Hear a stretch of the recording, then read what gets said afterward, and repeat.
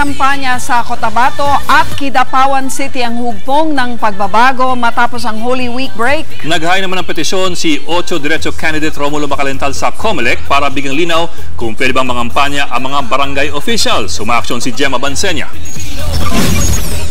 Sa Cotabato City at Kidapawan City nanuyo ng mga botante ang hugpong ng pagbabago matapos ang Holy Week break. Si HNP Chairperson Mayor Sara Duterte na noong nakaraang linggo lang ay nag-iisip na raw na iwan ang kampanya dahil sa pagod, recharge na raw. Wala na. Parang sinasike na namin na na pagod talaga siya until the end. So okay na kami sa pagod, sa arguments at sa lahat ng pagtitiis. Kasabay nito ay iginiit ng presidential daughter na wala siyang dapat ipaliwanag kaugnay ng di umano'y paglobo ng kanyang yaman. Kasunod yan ang paglabas ng report ng Philippine Center for Investigative Journalism sa yaman ng pamilya ng Pangulo. Wala kasi akong obligation na mag-explain sa PCIJ about sa income ng namin mag-asawa. So siguro if there is a forum na dapat ako mag-explain is kung merong case na final.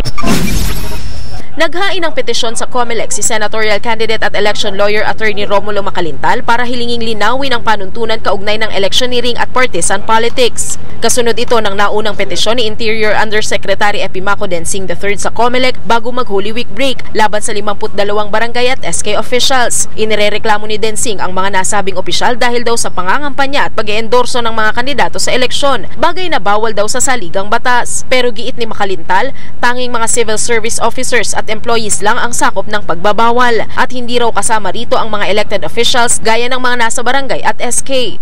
Kasi kung ang Pangulo ay pwedeng mangampanya, ay bakit naman hindi pwede ang barangay officials, ganun sila ay elected din naman. Maaaring ang kampanya namin ay maapektuhan dahil sa siyempre may mga barangay officials din naman na gustong sumuporta sa amin pero hindi maka-openly participate dahil natatakot nga sila sa ganitong mga salita ng DILG o sa anumang ahensya ng ating pamahalaan.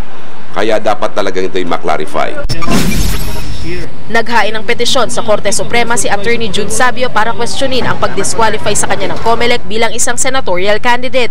Tinawag ni Sabio na matapobre at abusado ang COMELEC sa hindi raw makatarungang pagdedeklara sa kanya bilang nuisance candidate dahil sa financial incapability. Si Sabio ang isa sa mga naghain ng reklamo sa International Criminal Court laban kay Pangulong Duterte kaugnay ng war on drugs. Umaaksyon, Gemma Bansenya, News 5.